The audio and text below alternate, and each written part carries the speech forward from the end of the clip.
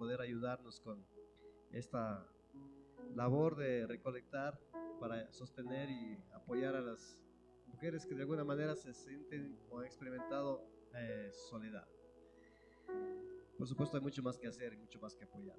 Muy bien, bendiciones hermanos. Entonces, ¿qué les parece si para empezar el día de hoy nos vamos a nuestro texto bíblico? Mientras creo que hay una clase de jóvenes que van a empezar también paralelamente.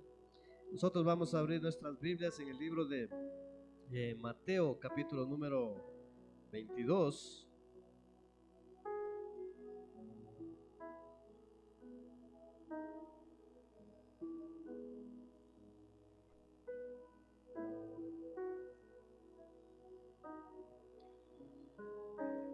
Mateo, capítulo número 22.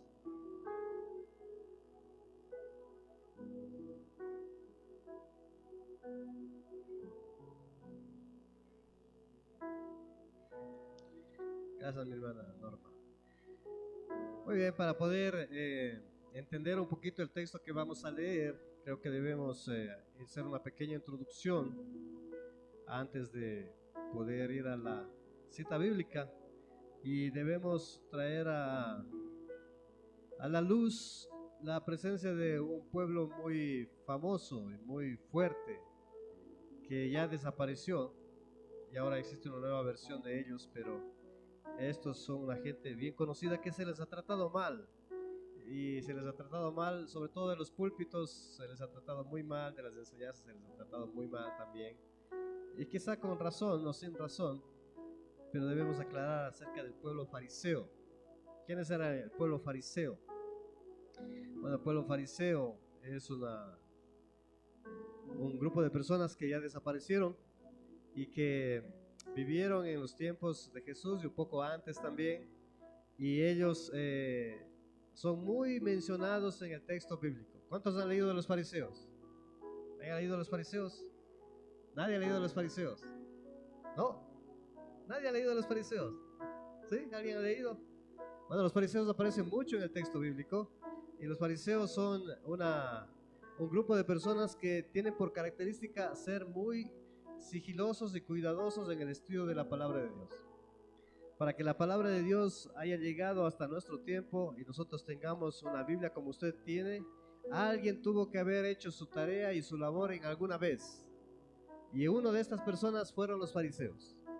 Los fariseos eran de esta gente que tenía mucho celo por la palabra de Dios, por la conservación del texto bíblico y también por la enseñanza y el guardar la palabra de Dios. Entonces los fariseos eran gente muy dedicada al estudio, pero también muy dedicada a la conservación de los textos sagrados. Y no solamente con eso a los textos sagrados, sino también muy dedicado a la enseñanza y la práctica. Actualmente en Israel, ¿cuántos conocen Israel? ¿Han escuchado de Israel? ¿Qué está pasando en Israel? Hay una guerra, ¿no? ¿Y quiénes son los que están en guerra? Israel está en guerra ¿con quién? Hay una guerra bien fuerte allí, y la razón de la guerra esencialmente es porque dentro del pueblo de Israel, cerca de ellos, en una pequeña franja, hay un grupo de gente extremadamente violenta. Y esos son Hamas. Eso está pasando ahora, ¿no es cierto? Ahora, usted debe saber y no debemos olvidar que lo que pasa en Israel es muy importante para el resto del mundo. ¿Por qué? Porque lo que pasa en Israel nos hace saber los tiempos del fin cómo están. Porque lo que pasa en Israel es un reloj. Si allí pasan cosas extremadamente fuertes y peligrosas, es muy probable que esté cerca el tiempo en el que se desate ya una guerra mucho más fuerte y muchos países participen, y también se desate una tercera guerra mundial, cosa que no pasaría porque entonces el Señor tendría que intervenir. Entonces lo que pasa en Israel es crucial. Y lo que está pasando en Israel ahorita se debe esencialmente a que en el gobierno de Israel, don Benjamín Netanyahu es parte de un partido político que son bastante apegados a la Biblia. y ellos han llegado a conseguir el poder ahora en Israel, pero detrás de todo este poder político también está la enseñanza y la cultivación de los mandamientos y las ordenanzas de la palabra de Dios. Detrás de este movimiento político también hay un movimiento religioso. Y los judíos ortodoxos, es decir, los judíos más fuertes en guardar la palabra de Dios, en guardar la ley, actualmente son los que están en el poder de Israel, en el poder político de Israel. Ellos marcan las pautas políticas en Israel y ellos están proponiendo que Israel tiene que volverse a la palabra de Dios, tiene que guardarse las fiestas, tiene que ponerse al Dios de Israel sobre todo. Y ellos hacen posible, por ejemplo, que Israel se haya levantado en armas contra Hamas porque les secuestraron un montón de gente, incluidos niños, y mataron niños, bebés de cunas y ancianos. Este partido político es muy fuerte en oponerse. En los tiempos de Jesús, una versión de la situación política que está en Israel ahí estaba pasando en el tiempo de Jesús también. Los fariseos era un grupo religioso, pero estaba también muy decidido a que se guarde la ley de Dios, se conozca la ley de Dios, se estudie la ley de Dios, se guarde la ley de Dios, literalmente se la preserve para la siguiente generación. Así es que ellos eran capaces de invertir lo que sea necesario para que la gente se vuelva a la palabra de Dios. Los fariseos, si no hubiera sido por los fariseos, el pueblo de Israel ya hubiera sido exterminado por el imperio romano y hubiera sido acabado, porque ellos se opusieron y dijeron: no, aquí vamos a guardar lo que la ley de Dios dice, ustedes no nos van a imponer. Y hubo un emperador que dijo e hizo un decreto y prohibió que en Israel se lea la Biblia hebrea, se haga sacrificio en el templo de Israel, en las casas no lean la Biblia, y comenzó a reclutar todas las copias de la Torá que tenían y comenzó a perseguir y a matar a muchos judíos que querían guardar los mandamientos y enseñarlos a sus hijos. Y un grupo de estos fariseos, los primeros, se levantaron y dijeron: no vamos a permitir que ningún extranjero venga y nos diga cómo debemos adorar a nuestro Dios. Nos vamos a levantar. Y se levantaron en armas y se opusieron y le mandaron sacando a un gobernador del imperio romano, de tal forma que ese hombre salió e Israel sobrevivió. Si no hubiera sido por ellos, por su labor, por su tarea, por su entrega, no eran gente cómoda y floja. Era gente que estudiaba la palabra de Dios, la guardaba y la enseñaba. Y la enseñaba tan radicalmente que por hacer de esa forma se ganaron el odio de los romanos, que tenían muchos dioses, y decían: ustedes, ¿por qué van a adorar a un solo Dios? Dejen de adorar a ese solo Dios, dejen de guardar la Biblia, dejen de hacer el sacrificio. Nosotros tenemos la fuerza, les vamos a matar. Y comenzaron a matar a gente, pero ellos se opusieron, y gracias a que ellos fueron tenaces en su tarea de defender la palabra de Dios, no solamente defenderla políticamente, sino también de guardarla, de guardarla. Cuando llega Jesús, nos encontramos que ellos eran tan radicales que diezmaban hasta el comino. Ay, ¿sabe lo que es eso? Diezmar hasta el comino. Eran gente muy fiel. Eran de los más servidores, de los más dispuestos. Entonces los fariseos, de alguna manera, son los que hacen posible que la palabra de Dios, la Biblia, sea conservada y permanezca aún en los tiempos de Jesús. Si es que ellos no hubiesen estado, la Biblia hubiera sido quitada ya, hubiese desaparecido, porque no hay nadie más que se ponía tenaz. Así es que cuando la gente se pone radical y comienza a seguir los caminos de fe, Dios siempre está respaldando, porque hay detrás. Algunas vidas van a tener que, algunas cabezas van a tener que volar, algunas generaciones van a tener que sufrir eso, pero hay una tarea más grande, y estos son los fariseos. Así que cuando usted estudia acerca de los fariseos, debe saber que si hay alguien que era digno de alabanza y digno de buen ejemplo y digno de imitación, ciertamente eran ellos. Cuando habían reuniones para estudiar la Biblia, ellos llegaban primerito y se iban al último. Y no solamente llegaban primerito y último, sino que además venían con todo el contenido para estudiar. Y si alguien que investigaba eran ellos. Si hay alguien que era temeroso de guardar las instrucciones del Señor, eran ellos. A ellos no se les podía pescar robando el diezmo, robando la ofrenda, no ayudando, no sirviendo, no se les podía pescar porque eran muy fieles y guardadores. Pablo era uno de ellos y conocían exactamente la palabra de Dios y enseñaban a sus hijos desde pequeños. Ellos son de aquellos que eran capaces de enseñar a sus hijos como la palabra misma lo demanda, desde pequeñitos, de tal manera que sus niños aprendían de memoria la Torá hasta los 12 años y ya se la sabían recitar. ¿Cuántos versos sabe usted de memoria? Ellos sabían libros enteros y se lo enseñaban a sus hijos. Y cuando ellos hacían la transición de los niños, de ser niños a ser hombres, que es a los 13 años, esos niños cumplían las condiciones y eran hijos de la ley porque sabían guardar. Entonces los fariseos eran gente muy, muy esforzada, muy dedicada, gente de fe de alguna manera también, gente bien comprometida con la ley de Dios, que ha hecho posible que nosotros sepamos acerca de Jesús el Cristo. Sin ellos no supiéramos quién es Jesús el Cristo.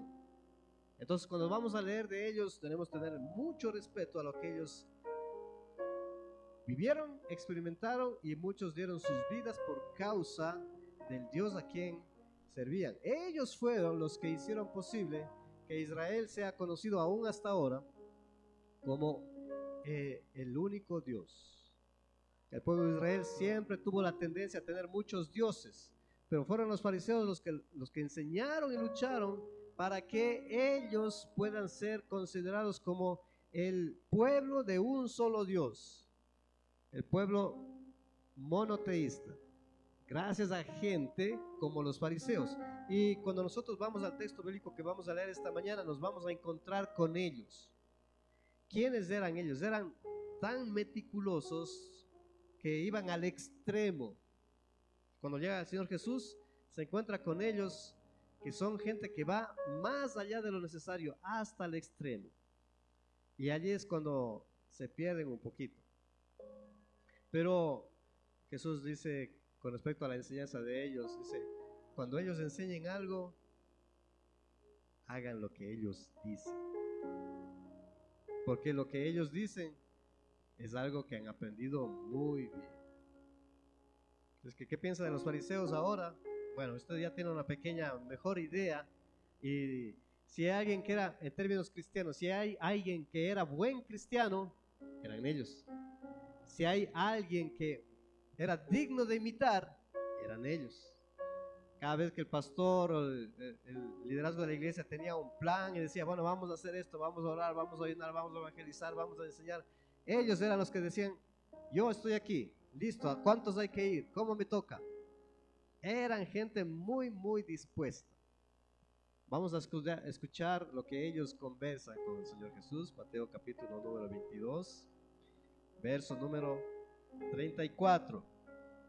Lea conmigo, por favor, abra su Biblia allí. Mateo capítulo número 22, verso 34.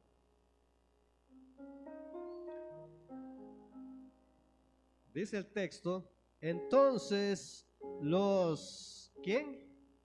Los fariseos. Por cierto, los fariseos tenían creencias arraigadas en la palabra de Dios tan serias como, por ejemplo, la resurrección era una cosa que solo ellos defendían. Ellos creían en la resurrección y lo enseñaban la resurrección. Y había otra gente que también tenía mucha influencia y ellos no creían ni enseñaban. Entonces, si hay alguien que estaba apegado a la vida de Jesús, de lo que iba a pasar con él, eran los fariseos. Entonces, el verso 34, los fariseos, oyendo que había hecho callar a los, ¿quiénes? Los saduceos eran gente que no creía en la resurrección. De alguna manera, sus convicciones eran más liberales, eran más light. A ellos les encantaba figurar, pero a los fariseos no les importaba si figuraban o no. Ellos eran radicales con sus convicciones. Se paraban frente a lo que tenía que hacer. Los saduceos siempre se vendían al mejor postor. Ellos cedían a sus convicciones con tal de que el imperio romano les abra las puertas un poquito, vayan a los juzgados, no les quiten sus riquezas. En pocas palabras, se iban con aquellos que mejor le ofertaban, los saduceos. Pero los fariseos no. No importaba si le decían, bueno, por tener esas creencias te vamos a matar. Él decía, máteme, pero no voy a ceder. Y los fariseos eran contrarios a los saduceos, ¿no? Entonces en este texto encontramos el verso 34, leyendo. Entonces los fariseos, oyendo que había hecho callar a los saduceos, se juntaron a una. ¿Quiénes se juntaron a una? Los fariseos. Y uno de ellos, intérprete de la ley, ¿qué eran ellos? ¿Puede usted interpretar la palabra de Dios? Ellos eran expertos en interpretar la palabra de Dios, de tal manera que le daban sentido, ¿no? Preguntó por tentarle diciendo, Maestro, ¿cuál es el gran mandamiento en la ley? Y le hace una pregunta que nosotros quizá no entendemos. Mire usted, cuando vamos a leer Génesis, Éxodo, Levítico, Números y Deuteronomio, encontramos ahí los principios de todo, pero también encontramos muchas leyes y muchas instrucciones. Yo hasta ahora no he encontrado en ninguna parte que diga mandamiento 1, mandamiento 2, mandamiento 3, mandamiento 4. Es más, en Éxodo 20 yo no he encontrado que diga allí los 10 mandamientos. ¿Usted ha encontrado? No hay. ¿Cuál es el mandamiento 1? ¿Cuál es el mandamiento 2? No existe. Solamente está escrito. A nosotros le hemos llamado, algunos le han dicho los 10 mandamientos. ¿Y acaso los mandamientos son 10? ¿Cuántos mandamientos son? 11. Los fariseos se dieron el trabajo de encontrar todos los mandamientos y separaron, y ellos nos han traído la instrucción de que en la Torá hay 613 mandamientos. ¿Cuántos mandamientos hay? ¿Cómo sabemos? Ellos lo investigaron, lo clasificaron, lo sacaron y lo enseñaron. Y de esos 613 mandamientos, la violación de uno de ellos hace que todos hayan sido violados. Basta uno. Y la ley de Dios enseña consecuentemente que el violar uno de estos pequeños mandamientos hace que toda la ley venga encima. Y sabemos por definición que pecado es la violación de los mandamientos. ¿Cuántos han pecado? A ver, ¿quién ha pecado esta semana? ¿Cómo sabe que pecó? ¿Usted, William, pecó? No sea sinvergüenza. ¿Cómo sabe que pecó?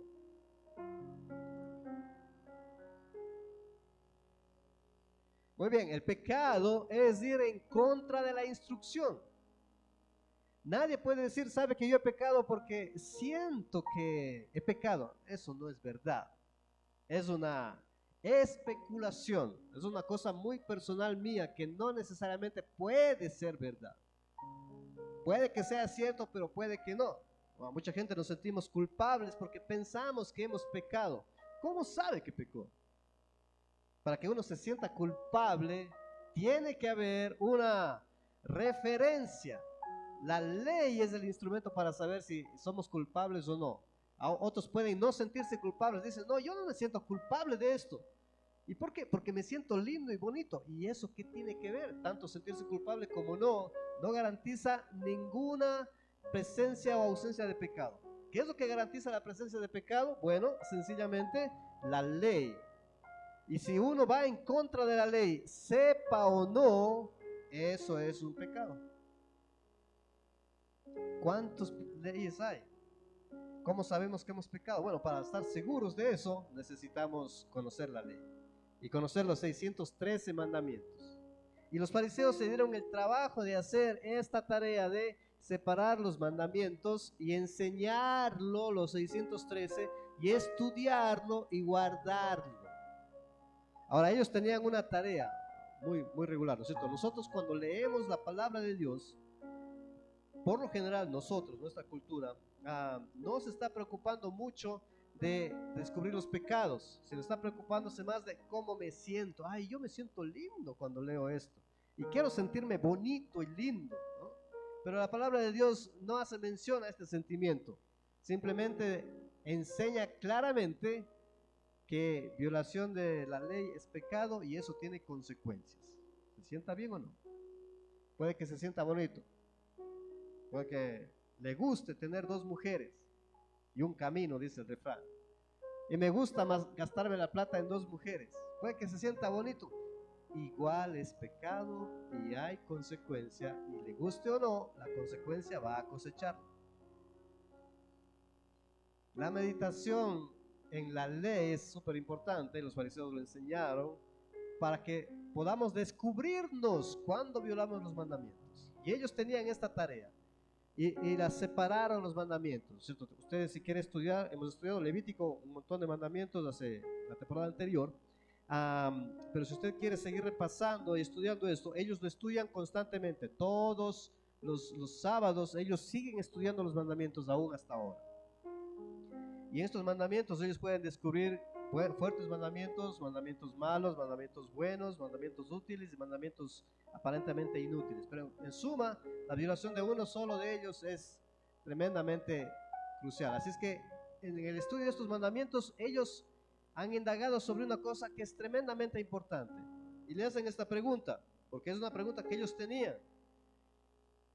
Maestro, ¿cuál es el gran mandamiento en la ley? Y ellos estaban preguntándose de todos estos mandamientos, ¿cuál es el más importante? ¿Cuál es el más importante? O sea, hay tantos mandamientos. ¿Cuál es el más importante? Pero realmente lo que ellos están preguntando, y por eso sale el texto bíblico para nosotros ahora, en este tiempo, es que ellos están preguntando, ¿cómo podemos agradar a Dios? Y nosotros también nos hacemos esa pregunta, ¿cómo podemos agradar a Dios? Y también nos respondemos. Muchos de nosotros respondemos esa pregunta sin ni siquiera ir al texto bíblico ni descubrir, sino respondemos de nuestro corazón, de nuestra intuición. Y algunos, los que les gusta comer, dicen, puedo agradar a Dios comiendo de todo.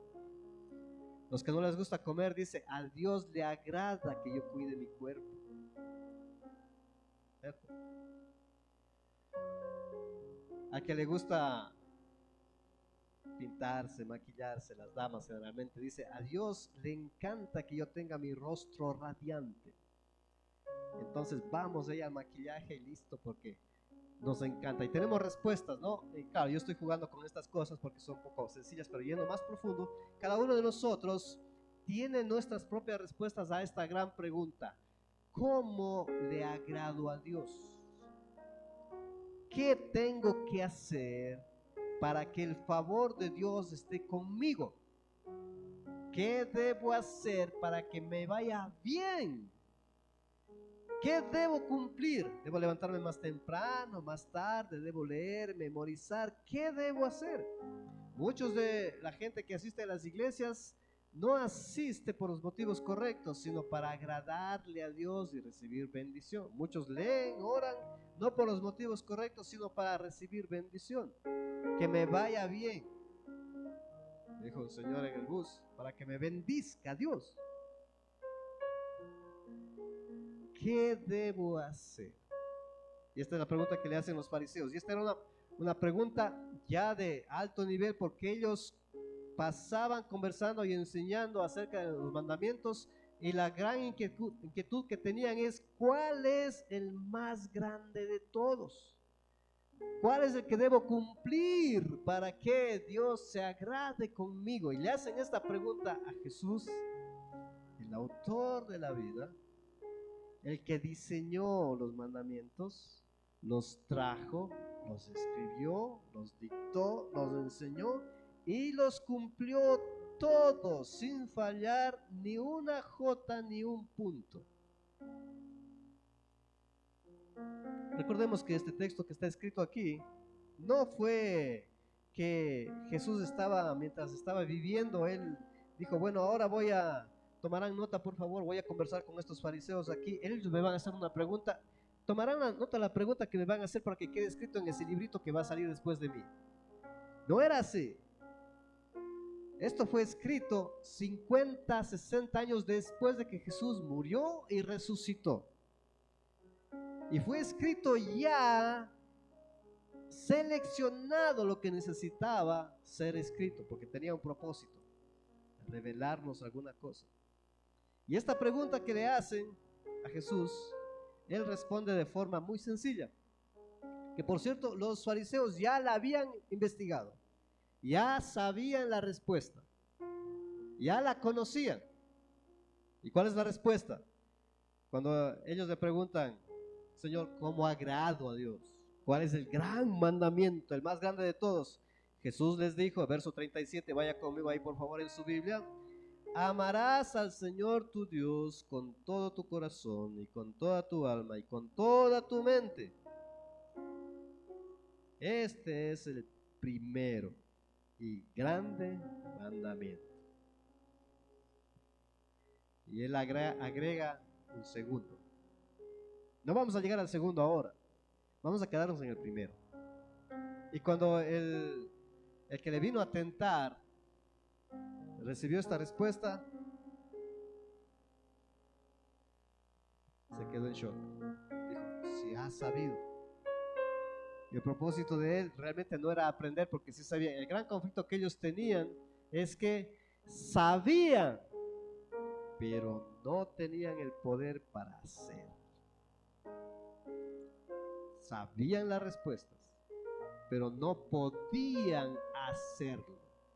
Así es que esta mañana, tomando esta pregunta, nosotros vamos a reflexionar para nosotros un pequeño momento, nada más.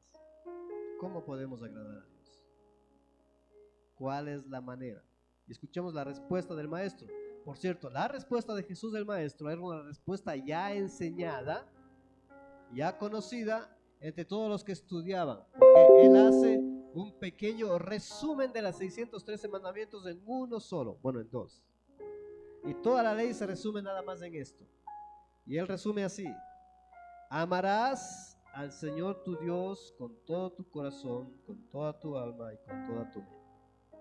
Este es el primero y gran mandamiento. Su respuesta dice que para agradar a Dios no se puede hacer sino solo con una palabra. ¿Cuál es? Todo. Escuche. Todo tu corazón, toda tu alma, toda tu mente. Para agradar a Dios, para recibir la bendición de parte de Él, solamente hay una manera. Tiene que ser con todo. No se puede hacer con cosas a medias. O es todo o no es. O es todo o no es. Y repite, escuche, cuando el texto bíblico dice estas cosas, quiere decir que es cierto, extremadamente importante y nadie lo puede cambiar. Dice una vez, dos veces y tres veces. Ustedes y yo sabemos eso. Cuando le decimos a nuestros hijos, por favor, haga esto.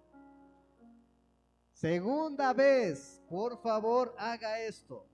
Pero cuando viene la tercera, no queremos saber qué pasa, porque esa es cierta. Y aquí dice tres veces: todo, todo y todo. Es decir, no hay opción. ¿Cómo se puede agradar al Señor?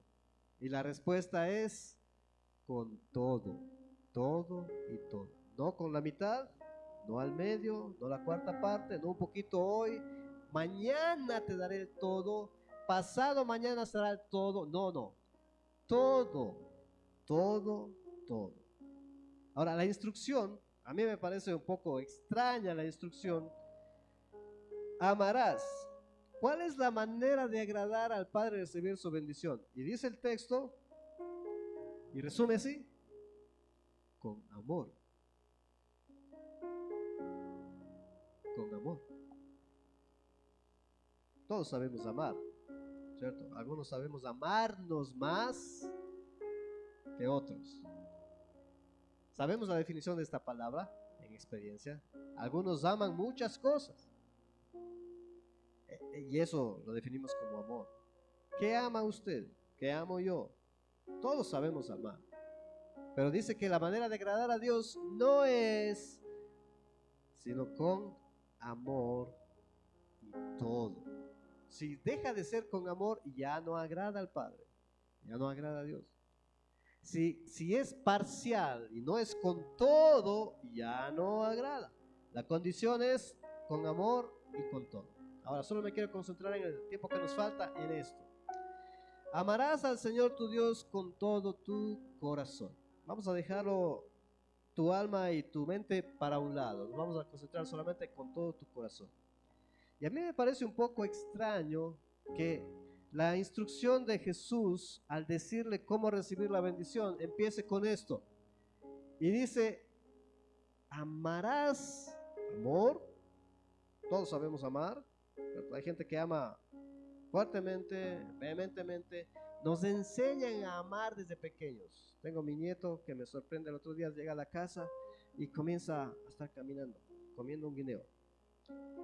No escuchaba lo que decía y comienza a decir, amo mamá, amo papá. Parece que le enseñaron para que aprenda de memoria y el bandido está aprendiendo. No sé si sabe lo que eso significa, pero está aprendiendo a amo mamá, amo papá, amo Oreo, amo banana. Y estaba comiéndose su banana. Y todos nosotros hemos aprendido desde pequeños, otros de medianos, otros de grandes, a amar algo.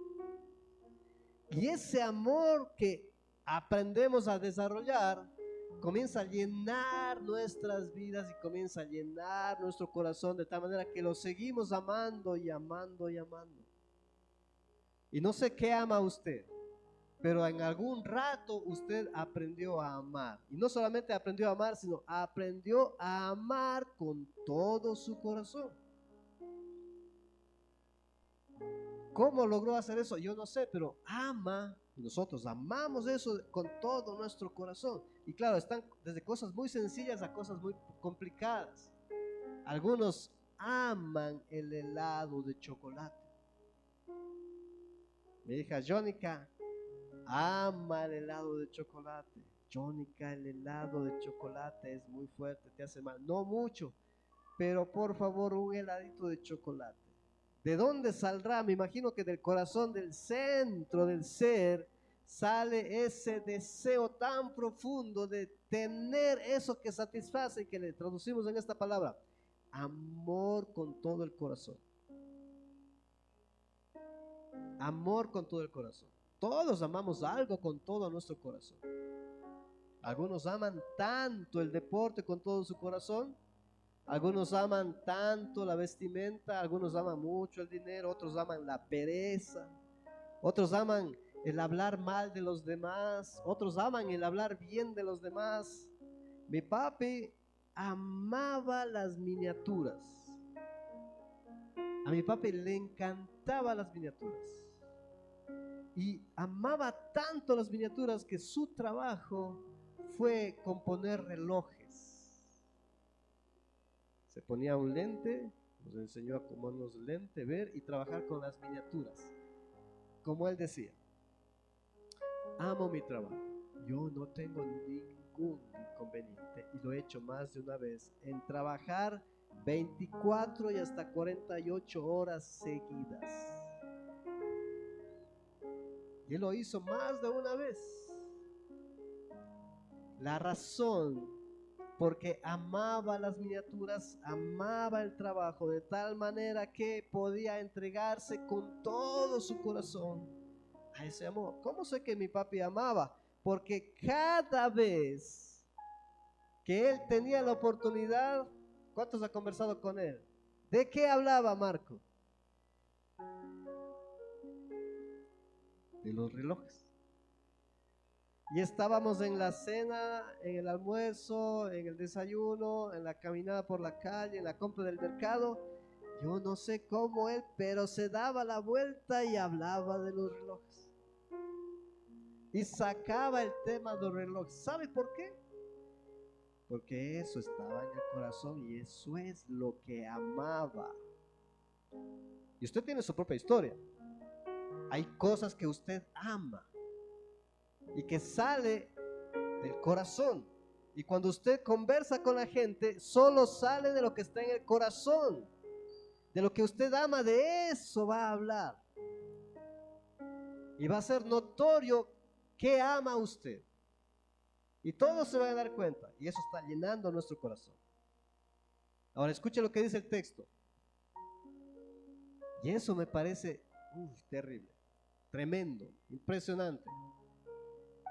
¿Quieres agradar a Dios? Examina tu corazón. Busca lo que amas allí. Deshazte de eso y ponme a mí.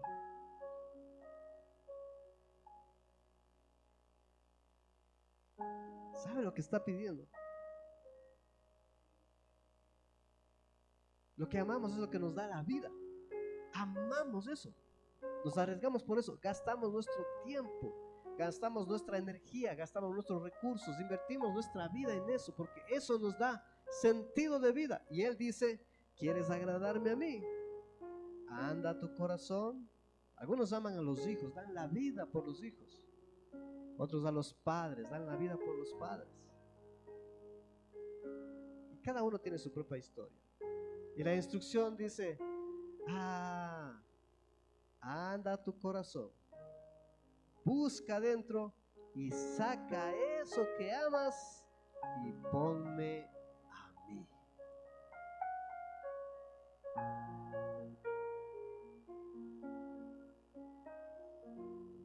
Y hazlo todo.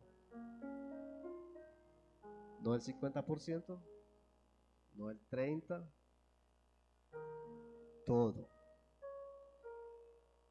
Y cuando Él comienza a pedir nuestro corazón, ahí es donde nos metemos en problemas. Porque nosotros quisiéramos que Él nos bendiga, pero no que le demos nuestro corazón. Y menos que le amemos con todo nuestro corazón. Pero la instrucción es clara. Y yo he visto a lo largo de los tiempos de ejercer el ministerio de enseñanza de la palabra de Dios, que muchos de la gente que se acerca al texto bíblico, al Dios de Israel, al Dios eterno, siempre está buscando, como todos nosotros, el bien de parte de Dios. Pero lo que más cuesta es sacar del corazón eso que amamos y ponerle a Él. Tenemos el sagrado texto, la Biblia. Y la Biblia es la revelación de Dios, es la palabra de Dios, es la voz de Dios. Tiene tanto poder para solamente con una palabra que salga de aquí, crear los cielos y la tierra, sanar a un enfermo, levantar a un muerto en el acto. Porque es la voz de Dios, es la palabra de Dios. Tiene poder para transformar nuestro pensamiento, transformar nuestras actitudes, transformar nuestra esperanza en el futuro. Pero he visto que cuesta mucho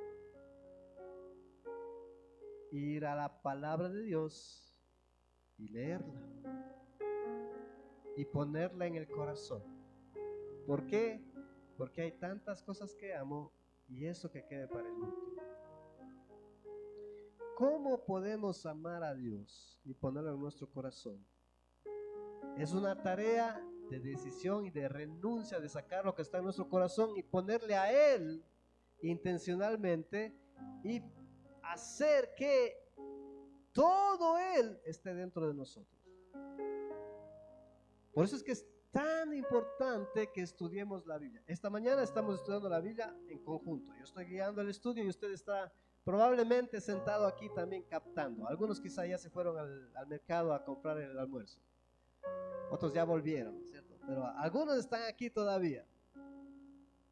Y estudiar el texto bíblico, hacerlo todos los días, darse el tiempo para que Él sea el que llene todo nuestro corazón, va a transformar la vida de cualquier ser humano. Y eso es lo más importante. Detrás de eso está la vida, entregar nuestro corazón. Me parece muy extraño en la demanda de los mandamientos, y Jesús resume todos los mandamientos y dice, mire, los mandamientos no consisten en hacer esto, lo otro así, sino consiste en amor del corazón, entregar el corazón, dar el corazón. ¿A quién hemos dado nuestro corazón? Hoy, mientras sea uno vivo, ese vivo va a presionar y va a decir, quiero mi corazón allí, quiero controlar tu vida. Mientras sea algo muerto, un objeto, un bien, alguna cosa, nosotros mismos vamos a luchar para no soltar eso. Pero nuestro corazón tiene un poder tremendo para influir y desatar la vida. Sin embargo, ese corazón tiene que estar lleno de lo que puede dar vida. Y lo único que puede dar vida es amor a Dios, conocimiento de Él. Entregar nuestro corazón a Él es una cuestión complicada y difícil de renunciar, porque nuestro corazón ya está lleno de otros amores a quienes amamos muchas veces con todo. Hay gente que ama muchas cosas que están en su corazón y es capaz de entregarse enteramente a lo que está en su corazón. Y cuando encontramos esta instrucción de parte de Dios que dice, bien, yo quiero estar en tu corazón, entrégame tu corazón, ámame y hazlo con todo. Ahí es cuando encontramos lucha. Y nos cuesta entonces ser creyentes. Nos cuesta renunciar. Nos cuesta avanzar. Pero sí queremos ver el bien de parte de Dios. Y claro, es una necesidad humana de alguna manera. Sin embargo, la instrucción es muy sencilla, no hay por dónde perderse. No hay cómo ver el bien de parte de Dios a menos que en mi corazón esté Él y yo se lo dé todo. Y todo hoy, no mañana, hoy. Porque cuando se me dé, entonces podré ver todo el bien. Entregar nuestro corazón es una cosa complicada. Porque antes de entregar nuestro corazón, hay que vaciar de los amores que tenemos ahí. Hay muchos amores en nuestro corazón. Muchas cositas bonitas que me dan sentido, valor. Pero, ¿cómo sabré yo que ya estoy amando a Dios con todo mi corazón? Pues es muy sencillo. Cuando comienzo a hablar de Él tan natural, a todo tiempo, Él ha llenado ya mi corazón. ¿De quién habló esta semana? ¿Qué es lo primero que sale de su boca cuando habla con la gente? ¿De qué habla? Solamente puede hablar de una cosa, de lo que está en el corazón. Nada más. Sería bueno grabarnos, ¿verdad? Que nos acompañe el celular allí, nos vaya grabando 24 horas en vivo para ver de qué hablamos y descubrirnos. Pero no hace falta eso porque nuestro corazón ya lo sabe. Y nuestra boca nos delata de lo que abundamos en hablar. Eso está en el corazón. Y eso es justamente lo que hay que vaciarlo, deshacerlo y llenarlo de los pensamientos, las palabras, los actos de Dios. Por eso es que hacer el devocional es muy importante. Leer el texto bíblico, meditar en él, darse el tiempo para que llene nuestro corazón y entonces transforme nuestra vida presente y nuestra vida futura, transforme también nuestras relaciones, nuestras prioridades y en pocas palabras, la bendición del Padre venga sobre nosotros. No tenemos más para reflexionar, nada más que compartir esto. Así es que vamos a la práctica, que es lo que nos interesa, ¿cierto? ¿Cuántos leyeron la Biblia esta semana e hicieron su devocional todos los días? Muy bien, no me cuente a mí, soy bien chismoso. Converse con la persona del lado y dígale, no le diga, yo hice mi devocional todos los días, no, solo dígale qué le impactó de lo que Dios le habló esta semana. Una cosita, tenemos 7 días para compartir los que ya están haciendo. Converse con el del lado y cuéntele, Dios me impactó con eso en esta semana y no he podido dejar de pensar en esto. Yo le cuento lo que he estado pensando toda esta semana y no he podido dejar de pensar en esto. Todavía no dimensiono la profundidad de la respuesta que el Señor da aquí acerca de amarle. De amarle. Y me cuesta un poco distinguir que para agradarle a Él haya que hacer una cosa. Amarle, amarle, amarle. Cuando hay otras cosas que yo amo. Muy bien, cuéntele al vecino de lado. Cuéntele ahí. Y después nos cuenta un testimonio cortito de 10 segundos. Cuéntele qué es lo que Dios le reveló en esta semana en su devocional. Solo una cosita. Mientras tanto, los anfitriones nos preparamos con un papelito para tomar lección, si son tan amables.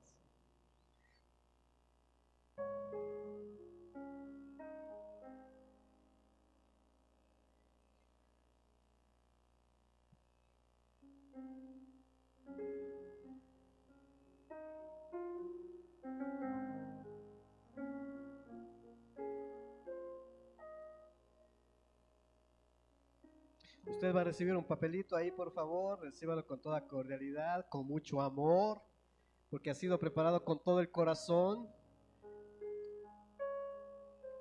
Ponga la fecha de hoy en ese papelito mientras va pensando. Y en ese papelito ponga el día de hoy es 4 de febrero. 4 de febrero. Si a alguien le hace falta un esfero o algo con que escribir, levante su manito para que le puedan ayudar los hermanos y puedan escribir la nota ahí. 4 de febrero.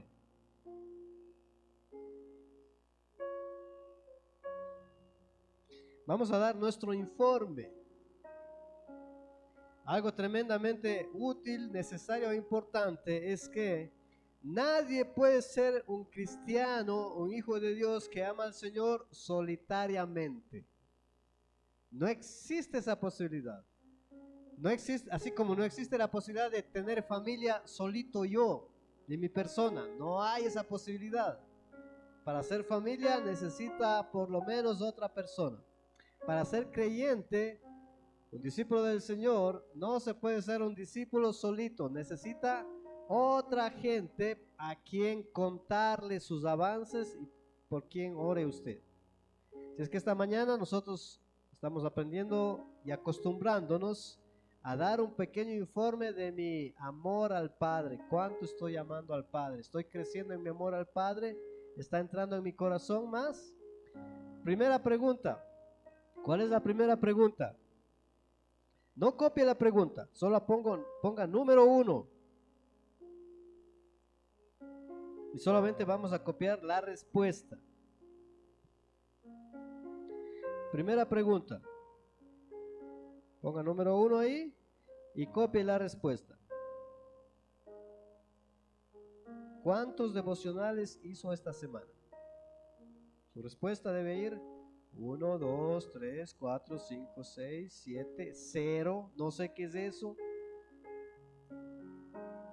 ¿Cuántos devocionales hizo esta semana? Póngale allí. No pueden ser 8 devocionales, hermana Dolores. Solo hay 7 días a la semana. Tengo oído de tísico. 7.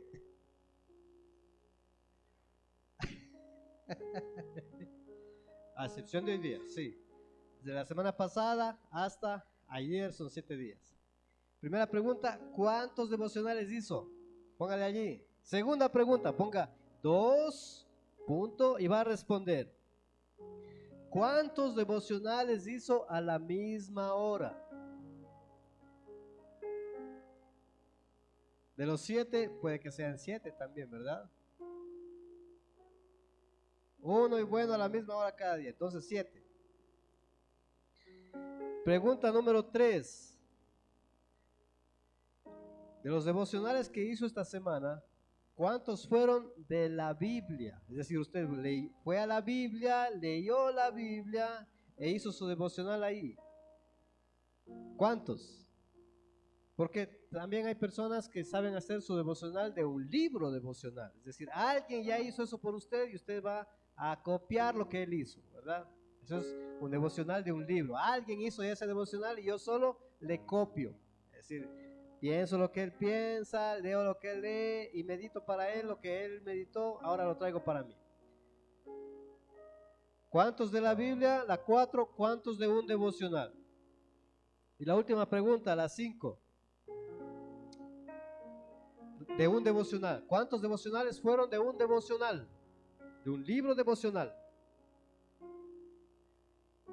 ¿No sabe qué es un libro devocional?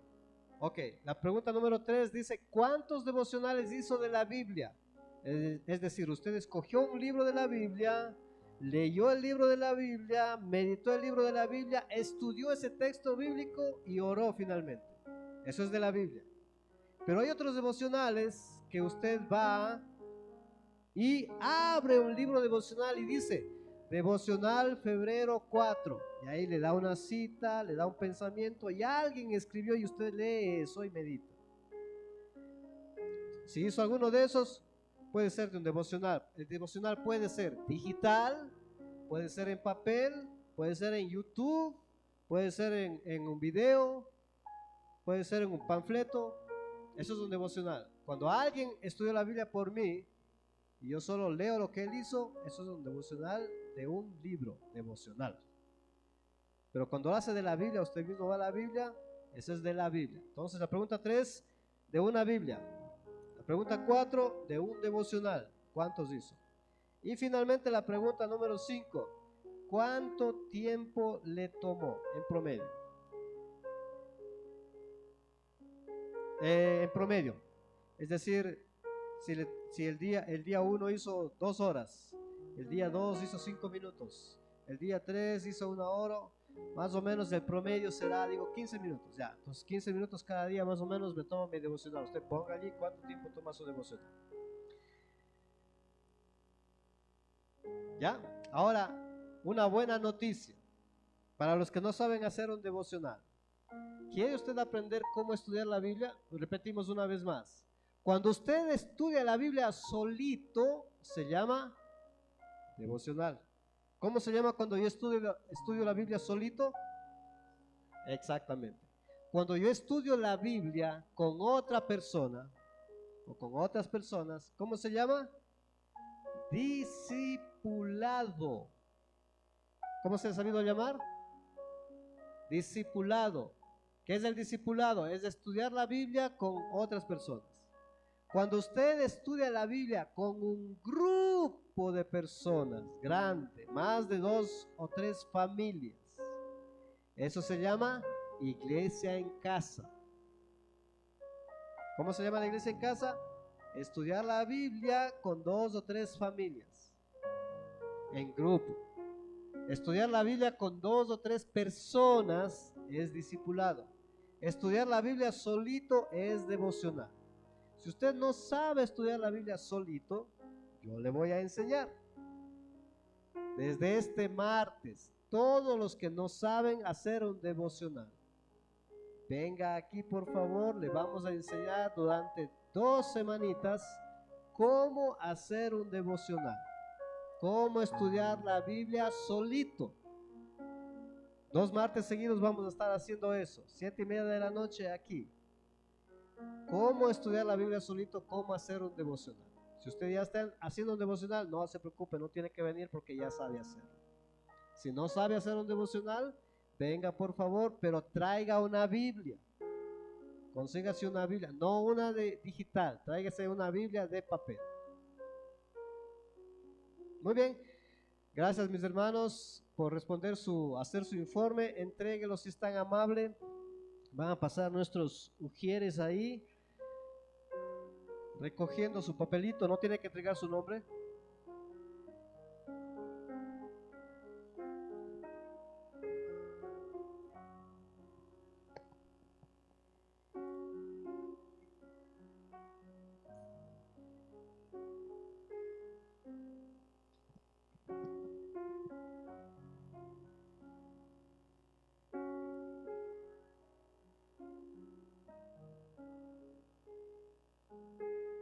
¿Qué va a pasar cuando nosotros podemos aprender y crecemos en amar a Dios con todo nuestro corazón? Lo que va a pasar cuando nosotros aprendemos a amar a Dios con todo nuestro corazón es que eso va a causar un efecto que no se lo puede detener. ¿Cuál es ese efecto? Ese efecto es que voy a aprender a amar a mi prójimo. Así que nuestro énfasis durante esta temporada es que podamos crecer en nuestra experiencia de amar a Dios y podamos crecer en nuestro tiempo de tener un espacio para conocer el pensamiento de Dios, saber sus ideas y sus planes. Y eso va a traer como resultado al que lo hace, ¿no es cierto? No al que no lo hace. Como esto es voluntario, el Señor no va a obligar a nadie, es decir, no va a decirle, bueno, como no has estado haciendo mi devocional, no has estado amándome, no has estado oyendo la palabra, te voy a mandar un rayo a la vuelta de la esquina. No, Dios no va a hacer eso. Dios no le va a mandar un rayo. Tampoco le va a decir, bueno, veo que no estás leyendo la Biblia, le voy a mandar al pastor con un látigo que te golpee en la casa a ver si estás leyendo la Biblia. Tampoco vamos a hacer eso, hermano.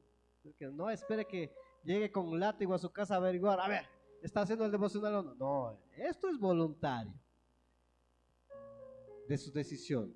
Pero cuando usted toma una decisión, nosotros estamos listos para apoyarnos mutuamente, porque una decisión es difícil mantenerla.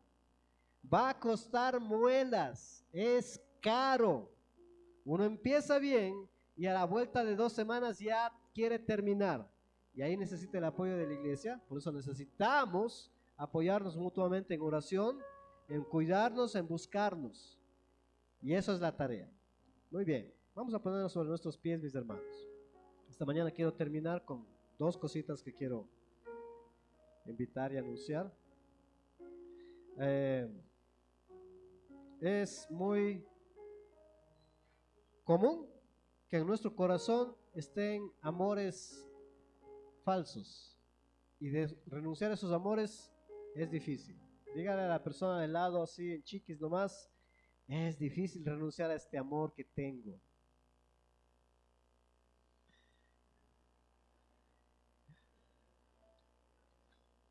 Es que me gusta tanto este amor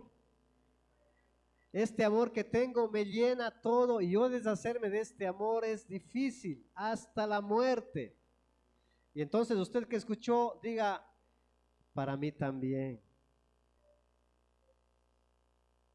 Y para todos nosotros, no es difícil renunciar a un amor. Hermanos, es imposible. Nadie puede amarle a Dios con todo el corazón. Puede intentarlo, pero es imposible. No se lo puede hacer. ¿Y por qué Dios pediría una cosa de esas? Porque para Él nada es imposible. Porque Él puede hacerlo. Por eso es que cuando usted entrega su vida a Cristo, el único que ha amado al Padre con todo su corazón es Cristo. Cuando nosotros entregamos nuestra vida a Cristo, nos ponemos a sus órdenes, Él mismo se pone en nosotros para amarle a Dios con todo el corazón. Por eso es que cuando usted entrega su vida al Señor, inmediatamente tiene un deseo profundo de acercarse a Dios. Y es que es Él a través de nosotros. Nadie puede amarle a Dios con todo su corazón, solamente Jesús. Lo único que tenemos que pedir es, perdón, Señor, por no amarte, pero ahora toma el control de mi vida. Sé tú mi Señor. Llena mi corazón de tu persona. Hazme ese hijo que tú me llamaste a ser, pero sé tú en mí, no yo. Si le cuesta entregar la vida al Señor, nadie le puede ayudar, solo usted. Es su decisión de su corazón. Nadie va a ponerle una pistola en la cabeza para que diga, entrega tu vida al Señor. Ni el mismo Señor. Lo único que Él va a hacer es decirle, mira, yo quiero que experimentes mi vida, pero tienes que entregarme tu corazón. Y todos pueden hacerlo. Si usted nunca lo ha entregado su corazón al Señor, quizá esta es una buena oportunidad para hacerlo. Cierre sus ojos conmigo, los que quieren hacerlo. Dígale: Señor, quiero entregarte mi corazón, pero tengo tanto temor, tengo tanta duda, tengo otros amores que me dan valor, que me hacen sentir excepcional, único. Los busco desde temprano hasta el anochecer. Me canso de buscarles y a veces no me llenan. Pero Señor, ayúdame por favor en mi debilidad, para que mi corazón solamente sea tuyo. Y quiero hoy entregártelo, aunque no sé las implicaciones o los resultados de esto, pero hasta ahora lo he hecho con mis fuerzas y siempre quedo fallando.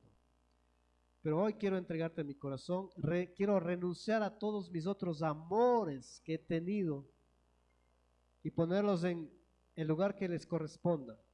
Pero quiero ponerte a ti en primer lugar. Señor Jesús, gracias por morir en la cruz por mí, para limpiarme de mis amores, limpiar mi pecado que ha sido intencionalmente muchas veces y no he podido vencer esta debilidad de no guardar tus mandamientos.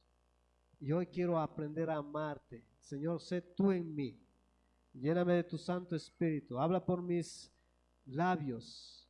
Habla por mis manos, por mis pies. Haz lo que ellos tienen que hacer. Señor, toma el control de mi vida y ordéname, Señor, de tal manera que este dominio propio sea mi cuartel.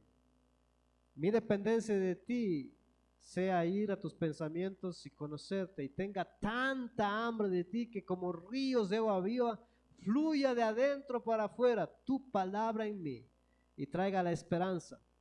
Y Señor, mis pensamientos aún sean transformados y cambiados, y aún mi habla haga notar el amor que hay en mí. Señor, gracias porque tú has muerto, tú has hecho de este templo la morada de tu Santo Espíritu y tú me has llenado abundantemente. Lo creo por fe, Señor, porque así dice tu palabra. He aquí yo estoy a la puerta, si alguno oye mi voz, cuando yo llamo, tú entrarás y cenarás y estarás. Señor, te abro la puerta de mi corazón para que tú seas el rey, el dueño, y pongas en orden todas las angustias que he conseguido lejos de ti y las frustraciones que he conseguido lejos de ti. Y gracias por tu promesa de que vas a estar conmigo todos los días hasta el fin del mundo. Enséñame cada día, pero especialmente el día de hoy, a amarte con todo mi ser. Gracias por tu palabra, que es tan sencilla y poderosa al mismo tiempo. En Cristo Jesús, mi Señor y mi Salvador. Amén. Amén, mis hermanos. Muchas gracias por su tiempo. No se vaya todavía, tenemos una pequeña sorpresa este día de hoy. Vamos a empezar. Yo sé que todos prepararon su pequeña ofrenda para la limpieza, ¿no es cierto?